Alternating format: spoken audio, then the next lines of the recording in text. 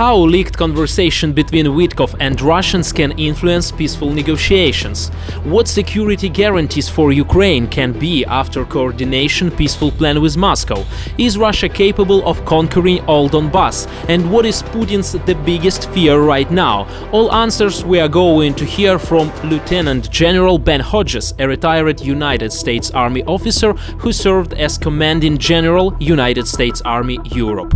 Ben, leaked conversation between Witkoff and Dmitriev and Ushakov revealed that American peace plan turned out to be Russian one. What Trump's administration is going to do and what consequences could be in terms of peaceful negotiations? Your opinion?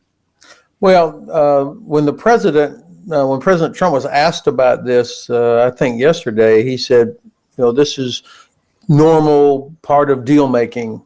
So it doesn't seem like there's going to be any consequences for Mr. Witkoff, although some members of Congress are starting to question this. And it clearly should alarm people that that the administration, this confirms what I think a lot of people believed, that the administration's approach has been biased towards the Kremlin. So that's why it's important that we keep in mind that Russia will never live up to any agreement, that they cannot be trusted. And so if Ukraine does sign some sort of a negotiated settlement, that there has to be something that will force Russia to live up to it, and that there has to be some kind of security guarantee, and Europe has to play a much, much more significant role. Yeah, and actually I would like to ask you about security guarantees as well. Politico reports that US are ready to discuss security guarantees only after signing a peace deal. But it sounds very dangerous and illogical, because a core of the agreement is supposed to be security guarantees. Aren't you afraid that Trump can let us down in this context? And what security guarantees can be after coordination the plan with Moscow? Yeah, well, first of all, there is no such thing as a guaranteed security. Even if you're in NATO, I mean, Russia still violates sovereignty of NATO countries with their gray zone operations. So we should not be assume that if there's a guarantee that Russia will never do anything. In fact, you have to assume that Russia is going to break, as it always does, whatever agreement it makes. And so that means that there has to be something from the US or from Europe that gives Ukraine the ability to defend itself and to make it so painful for Russia that they would not want to attack Ukraine. And so it has to be something concrete. Whatever that is, I mean, there's different things that could be done. Obviously, weapons, ammunition, air defense, but also economic pain for the Kremlin. I don't know that exists yet. And so I would be reluctant to encourage Ukraine to sign something without having that already confirmed. The United States, even during the Biden administration, never did say we want Ukraine to win. Even the Biden administration stopped short of doing that. And so I don't know what the U.S. is still providing to Ukraine, either directly or indirectly, whether we're talking about intelligence or weapons. Unfortunately, it's not clear. And so I think now is the time where the European countries have to really step up and fill that gap, because if Ukraine fails, then it's going to be because the West failed Ukraine. And the problem will be here in Western Europe. So Europeans have a lot at stake here. They can't sit and hope that the U.S. or somebody else will solve it. Actually, an analog of the fifth article of NATO was discussed. Do you believe in it as security guarantee? Inside NATO, yes. But when somebody says an Article 5 like guarantee, that's a complete fairy tale. I mean, we can't even get countries now to be willing to provide air defense for Ukraine. Why do we think that all of a sudden, if Russia keeps doing what they're doing, that now nations will go respond with their own armed forces? I would be very, very skeptical of that. And I think the Russians know that nobody actually is going to do that. I mean, we can't even get Belgium to give up or to allow the use of the 140 billion euro of seized Russian assets. We're not even doing that. Germany has not even provided Taurus. Hungary is blocking everything. So I would have zero confidence in anybody that said Article 5 like guarantee. I would not trust that. Do you believe that US could stop selling weapons to Europe for Ukraine and stop sharing intelligence data if Kyiv doesn't accept so-called peaceful plan? Well, they could. I just think it would be a terrible mistake because it's in the interest of the United States that Europe is stable and secure and prosperous. And that's not going to happen as long as Russia continues to attack European countries, violate sovereignty, disrupt energy and food supplies, and keep putting refugees on the road into Western Europe. So it's in our interest that Ukraine is successful, that Ukraine remains sovereign. And so I hope, despite what is said publicly, I hope that the Congress continues to put pressure on the White House to allow the sale or delivery of U.S. weapons to Ukraine, either directly or through others who might purchase them. And of course, the sharing of intelligence. But I think we have to be realistic that could stop. I don't know how much we're still actually doing. And so this is where Europe has the ability. It has the ability to fill a lot of those gaps. I just don't know that Europe has the political will to do it yet. Ukrainian army stated that it destroyed Russian unique fly laboratory plane A-60, which equipped by laser weapon. Could you explain how important this plane for Russians? Well, you know, one of the many failures from the Russian side in this war was that they never were able to achieve air superiority. Even though they had a huge advantage over Ukrainian Air Force in terms of modern aircraft, numbers of aircraft, and other systems, they never still have not achieved air superiority. And part of the problem is that these A-60 type aircraft are needed to be able to control aircraft that would go in to attack Ukrainian air bases or Ukrainian facilities, maintenance facilities for the Air Force. And so, and also, by the way, to be able to direct Russian strike aircraft against convoys and railroad trains bringing equipment and ammunition from Poland into Ukraine. So Ukraine, I think, has very correctly targeted these types of aircraft to make it increasingly difficult for Russia to manage its air power over the skies or in the skies over Ukraine. So this is not just some airplane. This was an important hit. Do you know anything about laser weapon? What do you mean? I don't understand. I mean that A-60 is equipped by laser weapon. That's beyond my expertise. Okay, I got it. Russia is promoting the idea that it is capable of conquering all Donbass by whether force or peacefully. Your forecast about the situation in the front line, under what circumstances Russia can occupy all Donbass?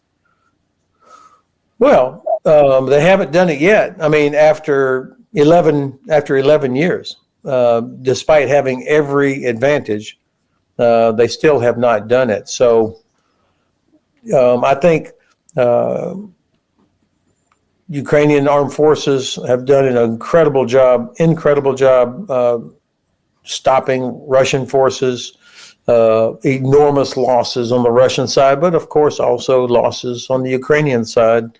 I think that decisions about when and where to pull back or not, I would trust the Ukrainian leadership and both the military and political leadership on knowing when it's time to do that. When does it make sense to stay or not? I think everybody in the West has continued to underestimate Ukrainian capability, that we have assumed. I mean, I've been hearing about the fall of Pokrovsk for a year. People have been talking about it, and we'll see. I think what's useful to keep in mind is that even if Pokrovsk, for example, is finally captured by the Russians completely, then what? I don't think the Russians have the ability to break through to exploit that if they ever do capture it. They just don't have those capabilities. And so I think Ukraine is probably done better than most people would have expected. And they will know when and where to strike back to damage Russian logistics and headquarters, and especially keeping focused on the Russian oil and gas infrastructure. I think that's where Ukraine achieves its biggest gains. If I understood you correctly, you support the idea that it is a Russian bluff when Putin says that Russia is capable of conquering all Donbass by force. No, so far they haven't. I mean, after 11 years, they still haven't done it. So now, of course, he will keep trying because he doesn't care about casualties. That won't be what stops him. What stops him will be when he realizes he cannot win. And that means the destruction of his oil and gas infrastructure that allows him to export oil to China and India and Turkey and other countries. That's one thing. But also a commitment from European countries, even if the United States does not do it, commitment from European countries to do everything necessary to help Ukraine. Only then will Putin stop what he is doing.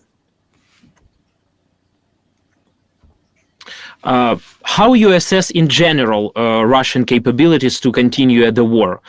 Human resources, military industrial complex, oil industry, trade, etc. Because according to NBC News, Dan Driscoll, during his visit to Kyiv, allegedly stated that Russia can fight forever. I don't know where Secretary Driscoll gets his information. I don't think that's an accurate statement, not from a strategic standpoint. Of course, Russia will keep feeding people into the meat grinder. They don't care. Casualties don't matter to them. But I see an awful lot of reporting that indicates that Russia's economy is in trouble. At some point, they won't be able to pay people to work, either to take a bonus to join the army, or to work in the factories or work on the railroads or whatever they're doing. At some point, that dries up if Ukraine is successful destroying Russia's oil and gas infrastructure. And I think that's got to be the priority target, because without that, I don't know that Russia has the ability to continue doing what they're doing. So yes, many more months, no doubt. But I would not agree with the assessment that they can fight forever. Yeah, but actually to achieve this goal, I mean, destroy Russian oil and gas infrastructure, we need long-range missiles. Sure. And of course, Ukraine has developed some of its own. And I think that this is where the West, I'm talking about Europe now, if the United States doesn't do it, then certainly European countries can either provide things such as Taurus or Storm Shadow, more of them, or else invest in Ukraine's industry to help Ukraine increase greater numbers faster, So there are things that can be done, that are being done to give Ukraine that capability. Plus, I am so impressed with what I see from GUR, their ability to go hit targets as well. So it's not just missiles or drones. It's also, let's say, special operations that are able to accomplish some of that as well.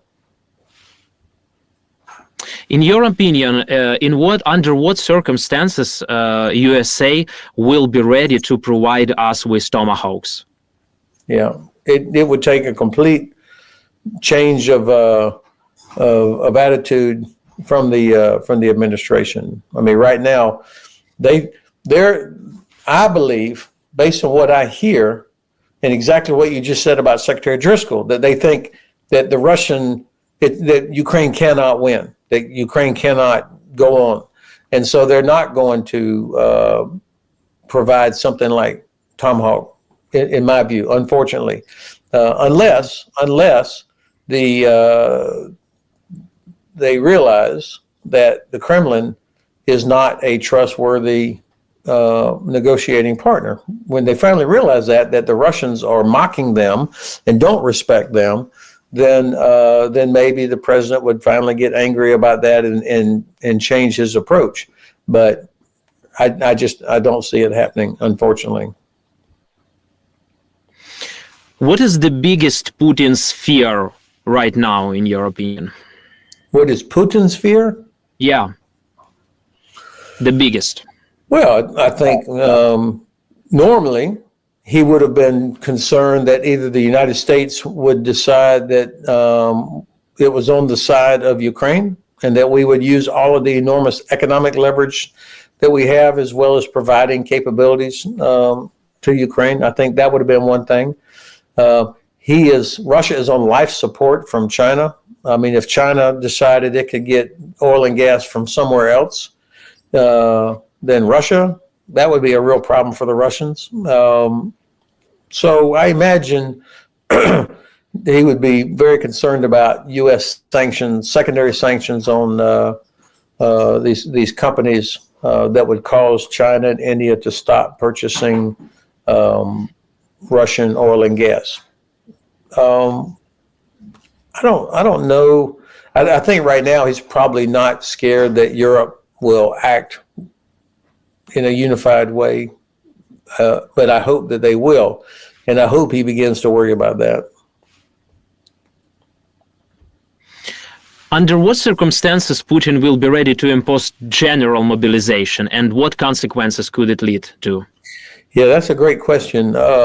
He has avoided doing that, obviously, because I think he knows that would be very unpopular inside Russia if they started having to recruit or take people out of Moscow and St. Petersburg, and that would force him to have to explain to Russian elites and Russian people why this war is still going on. Why does he have to do a general mobilization? What happened to the 3-day special military operation? So I would imagine that would be part of his calculation. Now, of course, he doesn't have to worry about an election or media asking him hard questions, but still, people around him will be concerned about this. People, the elites, the oligarchs that have lost so much as a result of this war, he may have to worry about them, but I don't know enough about what's going on inside Russia to give a more useful answer on that. Ben, thank you very much for this discussion and have a good day. Max, thank you very much for the privilege. Yeah, goodbye. Bye-bye.